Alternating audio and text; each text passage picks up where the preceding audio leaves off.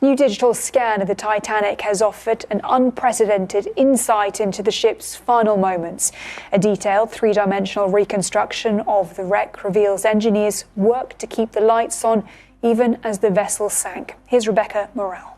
For over a century, the Titanic was thought to be a closed chapter in history, a tragedy frozen beneath 2 miles of ocean. But in 2023, a groundbreaking AI mission uncovered secrets the sea had kept hidden for over 111 years. From scorched power valves to secret vaults and falsified wreck damage, the truth is far more terrifying than any movie dared to show. What if the Titanic didn't just sink? What if it was allowed to? Join us as we unravel the real story. Don't forget to like this video and subscribe to our channel. History is speaking, and you need to hear it. The ghost ship awakens. For over a century, the Titanic lay in silence, a myth wrapped in metal, rusting in the pitch-black graveyard of the North Atlantic. Discovered in 1985, the broken hull of the so-called unsinkable ship became an icon of tragedy, mystery, and failed ambition. Despite dozens of expeditions, documentaries, and debates, much of the wreck remained a spectral outline distorted by pressure, darkness, and time.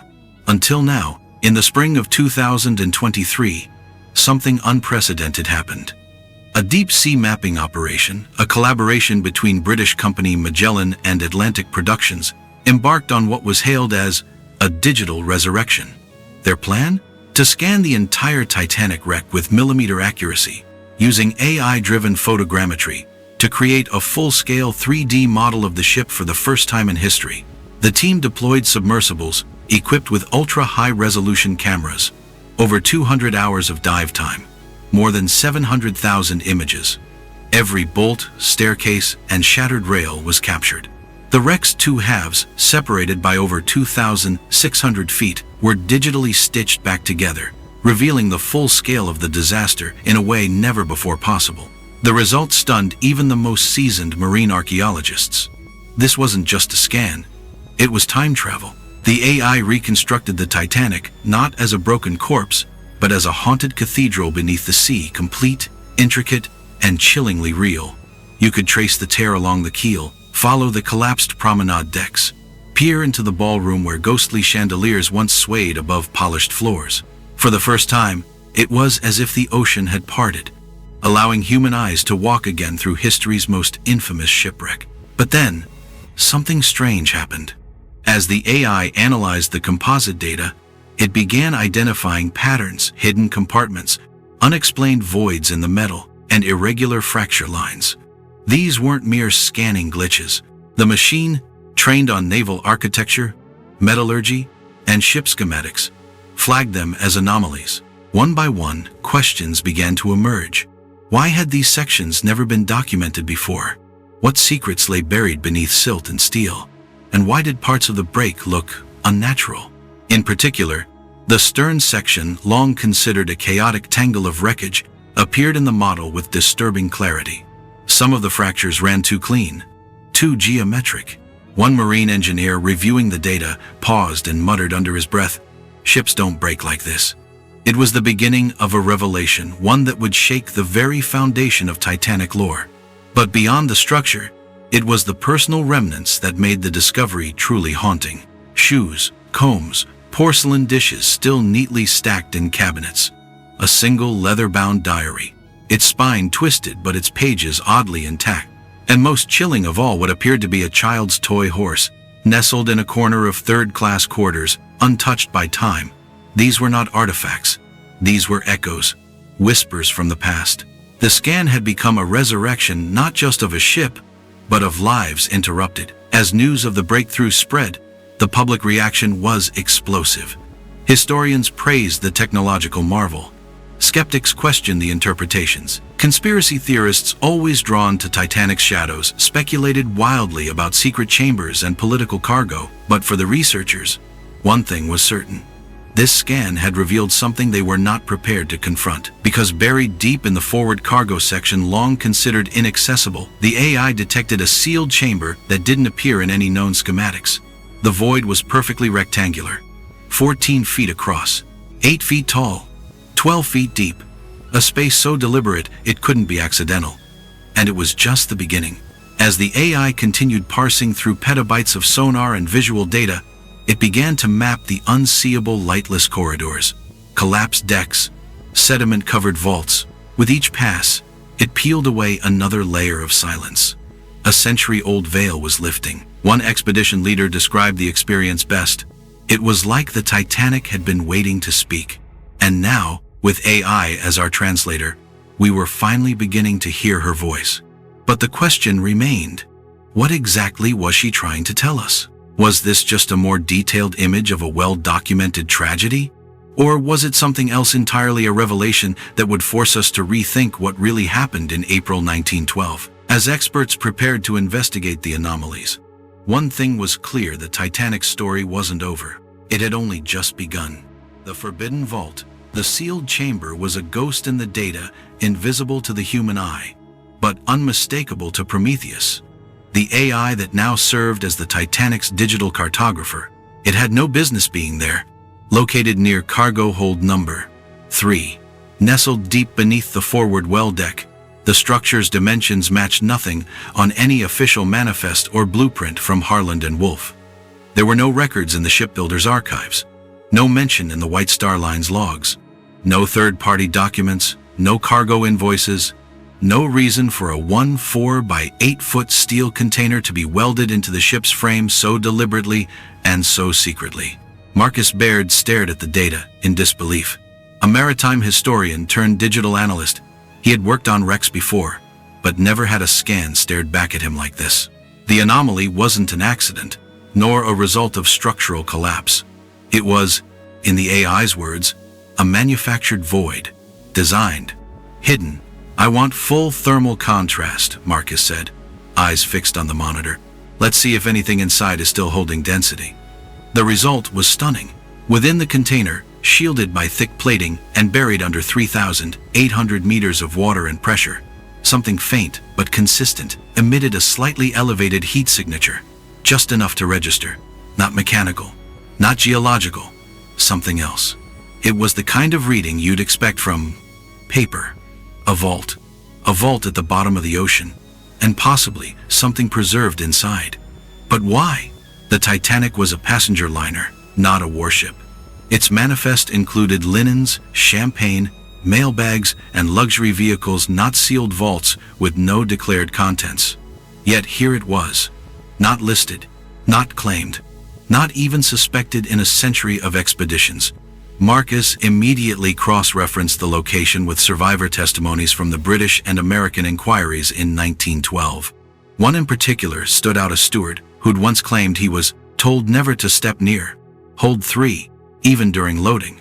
At the time, investigators dismissed it as confusion. But now, he flagged the quote. It was the first real clue that someone, somewhere, knew that part of the ship was off limits even before she sailed. Within 24 hours, Marcus assembled a small research team at the Woods Hole Oceanographic Institute. There, Harper Lynn, an AI systems engineer who had helped train Prometheus, joined the effort. "We're missing context," she said after running a predictive analysis. "If this container was meant to disappear with the ship, it wasn't meant to be found." Marcus looked at her. "Then why build it at all?" Harper hesitated. "Because someone was trying to hide something, permanently." The question was, what? As the AI reconstructed more of the surrounding decks, Prometheus revealed something else. The container wasn't alone. A second anomaly, nearly identical in shape and size, appeared near the port stern storage area. It too was unregistered. It too was embedded into the ship's structure. 2 sealed containers, opposite ends of the ship. Perfect symmetry. Whatever this was, it was planned. The vaults were more than curiosities. They were deliberate installations. But for what purpose? Speculation erupted. High-value cargo? Political documents? Gold? Art? Then came a wilder theory, whispered at first, then gaining momentum. What if, Marcus suggested, these weren't cargo holds, but control points? Harper raised an eyebrow. "You're saying sabotage?" "I'm saying," he replied carefully, "if someone wanted to ensure the Titanic never made it to New York, they'd need a way to bypass all her redundancies. Her double bottom, her watertight compartments, her immense size.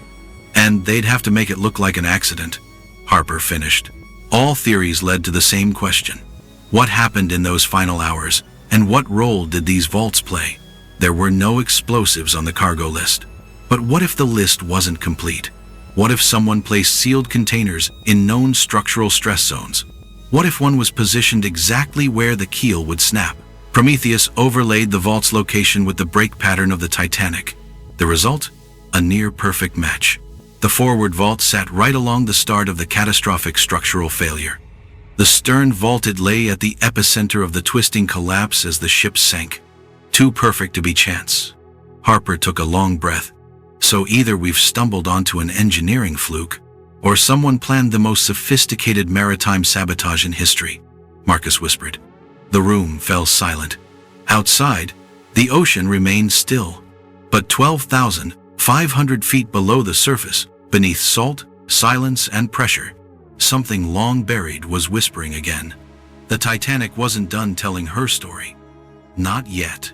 Cargo of secrets.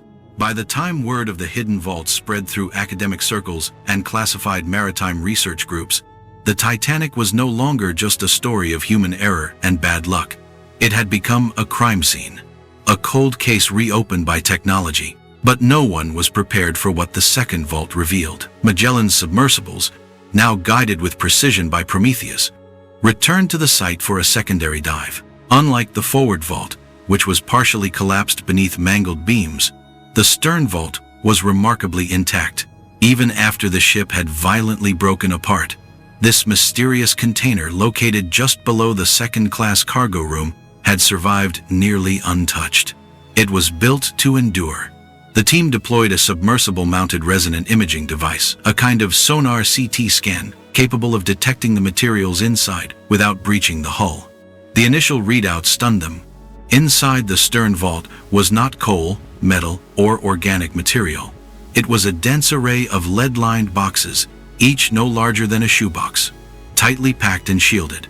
The AI flagged the internal patterns, repeating geometric shapes and high-density cores, and estimated the likely contents to be radioactive materials. Marcus Baird's voice trembled. That's impossible. We're talking 1,912. They didn't even have the capability to enrich uranium. But Harper Lynn didn't look surprised. But radium? Yes. And pitchblende ore was being mined in Eastern Europe by then. The Curies had isolated radium in 1898. There were rumors of transatlantic shipments for early scientific or military experiments. What would Titanic be doing with it? Marcus asked. Harper stared at the glowing simulation. Maybe the right question is, who put it there? It was time to re-examine history with suspicion. The Titanic wasn't just a passenger liner. It was the flagship of the White Star Line, a British-owned company under immense financial pressure. Its maiden voyage was not only a spectacle, it was a statement of dominance in the North Atlantic shipping trade. On board were some of the wealthiest and most powerful individuals in the world. John Jacob Astor IV, Benjamin Guggenheim, Isidor Straus. Their presence made headlines, but it also raised another possibility. What if the Titanic wasn't just transporting people? What if it was moving something important, something secret beneath the feet of the richest men alive? As the scans continued, Prometheus cross-referenced vault designs with those found in military and diplomatic ships of the late 19th and early 20th century. The match wasn't perfect, but it was close enough. These containers were designed for shielding, Harper concluded, to contain something volatile, fragile, or dangerous. The implications were staggering. If radioactive material was being shipped covertly in 1912 hidden inside the world's most famous civilian vessel, what else had been smuggled aboard? The AI offered a new lead. It located faint signatures of a third void, not a sealed chamber, but a crushed fragment embedded in the wreckage of hold number 5. Unlike the first two vaults, this one had been obliterated in the breakup. Yet among the debris, something else emerged. A collection of ornate crates, bearing no identification markings. And inside, according to the imaging results, thin sheets of metal, possibly lead, possibly gold. This is beginning to feel like a smuggler's manifest, Marcus muttered. More questions flooded in. Who ordered these vaults installed? Who paid for them? And why hadn't any survivor ever mentioned seeing them loaded? That's when they found the logbook. Tucked deep within National Archives in Kew, London, forgotten for decades, was a set of loading manifests recovered from the RMS Oceanic, the Titanic's sister ship. The dates overlapped with Titanic's construction. One entry, written in faded ink, stood out. Transfer of secure cargo coded Valhalla from Olympic Dockyard to RMS T, instructed by Admiralty Liaison. No third-party contact authorized. Admiralty Liaison. The British Royal Navy. Marcus felt the chill run down his spine. This wasn't just corporate greed or private shipment, he whispered. This might have been a government operation. Suddenly, the Titanic's mission and its demise took on an entirely new tone. The ship had always been framed as a marvel of engineering, a luxury vessel doomed by hubris. But what if that narrative was only half the truth? What if Titanic was carrying a cargo too dangerous to declare one that certain powers didn't want reaching American soil? Harper ran a simulation based on known radium decay rates and the shielding patterns detected in the vaults. The numbers were clear.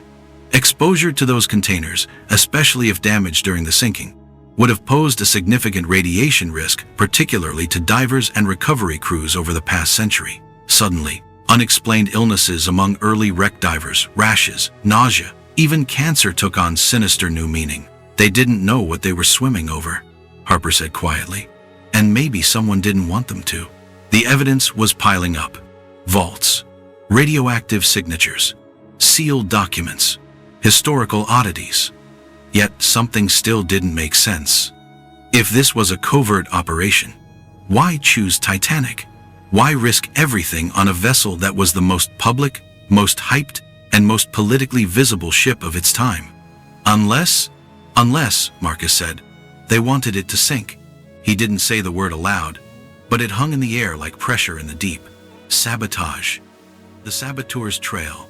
Marcus Baird didn't sleep the night after uttering the word sabotage.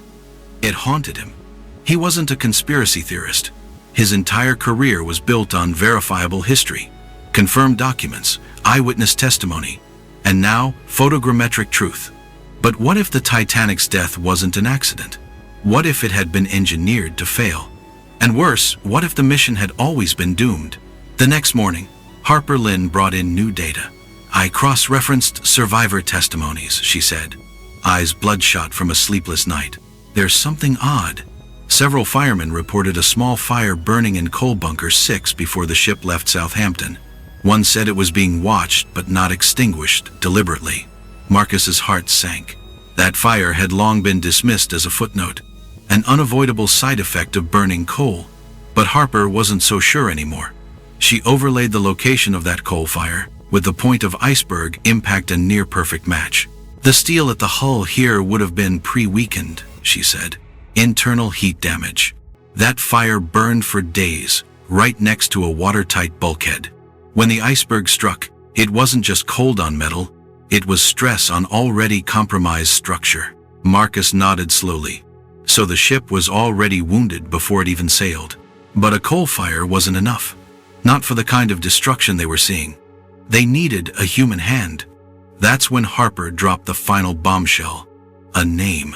Elijah D. Reynolds, she said. Who? A coal trimmer. Signed aboard the Titanic 3 days before sailing. American-born. No maritime records before or after. Survived the sinking barely, then vanished. She pulled up a grainy photo, a crew manifest image. A young man, 32nd, sharp jawline, neutral expression. Not remarkable. But what stood out was his placement. He was assigned to Coal Bunker 6, she said. The exact site of the fire. Marcus leaned in. Let me guess. He never mentioned the fire in his inquiry testimony. Harper shook her head. He didn't testify at all. He boarded the Carpathia after rescue, and then disappeared from all public record. Gone. Like smoke. Prometheus ran a biometric scan on the face from the crew manifest, then compared it to immigration and military records in the U.S. from 1912, 1916. One partial match came back. A man named Edward Lorne, who enlisted in a private intelligence agency contracted by the U.S. War Department in early 1913. There were no photos, just a note. Special assignment. Europe, long-term embed. Harper exhaled. We may be looking at the first documented intelligence operation aboard a civilian vessel. The theory was becoming undeniable. Titanic, for all its grandeur, had become a pawn in a much larger geopolitical game, and Elijah D. Reynolds or Edward Lorne, or whatever his real name was, may have been the triggerman, a covert agent, assigned to ensure that a certain cargo, radioactive, experimental, or politically dangerous, never reached American shores. But it wasn't just about the cargo anymore. A deeper motive was forming. Marcus turned back to the ship's manifest. He scanned the list of passengers. There they were again. John Jacob Astor IV, the richest man in America. Isidor Straus, co-owner of Macy's and a prominent Jewish philanthropist. Benjamin Guggenheim, mining magnate with global influence. All three died. All three were political adversaries of elements within the British establishment, and all three had ties to projects that would threaten certain European monopolies, from electrical patents to wartime finance. You're saying, Harper began, the Titanic wasn't just sunk to stop cargo, it was sunk to stop people. Marcus said nothing. He didn't need to. The AI had already connected the final dots. Prometheus displayed a timeline, March 1912. Astor hosts closed-door meeting in New York on a transatlantic wireless patent war. April 2, 1912. Titanic sea trials begin several days behind schedule. The 6th of April, 1912. Unmarked vaults loaded in Southampton. April 10, 1912. Elijah D. Reynolds signs on. The 14th of April, 1912, 11:40 p.m. Iceberg impact aligned with weakened hull area. The 15th of April, 1912, 2:20 a.m. Titanic sinks. Vault locations lost. Every move traced. Every delay calculated. The Titanic wasn't just a tragedy. It was a cleaner's job. A single incident that could take out controversial figures, destroy untraceable cargo, and leave nothing but icy water and plausible deniability. No one would believe it, Marcus whispered. It's too perfect. Exactly, Harper replied. That's why it worked. They stared in silence as Prometheus rotated the full 3D model of the Titanic's remains. From this angle, it wasn't just a broken ship. It was a body violated, buried, and silenced. But not anymore, because the AI was digging it back up, piece by piece, memory by memory, until the final truth surfaced. Resurrection and reckoning. Prometheus was no longer just a tool. By now, it had become a witness. As Marcus Baird and Harper Lynn finalized their report for an International Maritime Heritage Symposium in Geneva, they realized this wasn't merely academic work anymore. It was historical resurrection, one that would either be embraced by the world or silenced once again. And the clock was ticking. News of the full-scale digital twin had gone public. 3D footage of the Titanic's eerie hallways. Its scorched wiring, bent railings, even the faint impressions of children's shoes on rusted decks, it had all gone viral. Millions watched. Most wept. But beneath the global awe, a storm was brewing. 2 weeks before the Geneva Symposium, Harper received a message routed through 6 anonymous servers. It was simple. You don't know what you've uncovered, and you're not the only ones watching. Attached was an image. The lead-shielded vault, open. A blurry figure, modern diving gear, non-commercial, hovering near it. Dated 4 months before the Prometheus mission. Marcus froze. Someone else was there before us. Harper zoomed into the image. This isn't archival. This is recent. There was only one explanation. The British or American deep-sea intelligence units had reached the wreck in secret, opened the vaults, and possibly removed or destroyed sensitive materials before Prometheus ever got there. They hadn't missed the secret. They had gotten there first.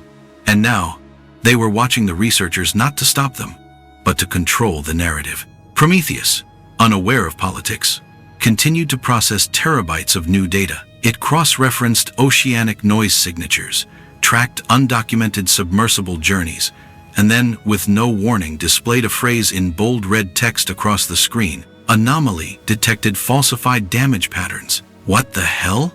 Marcus murmured. The AI's analysis suggested something unthinkable. Some portions of the wreckage, specifically near Vault Number 1 and its surrounding beams, showed post-sinking manipulation. The damage didn't match the collapse sequence from 1912. Instead, it resembled deliberate cutting, done with modern subaquatic torches. Decades later, Harper's hands trembled. They tried to erase the vault's contents, and then disguise the area to make it look like natural collapse. The revelation transformed their entire understanding. This wasn't just an accidental shipwreck, nor merely a covert cargo loss. It was now a multi-generational cover-up, preserved not in documents, but in twisted metal, corrosion patterns, and underwater silence. And Prometheus had recorded it all. By the time they landed in Geneva, whispers of the Titanic revelation had spread. Reporters waited. Naval historians stared.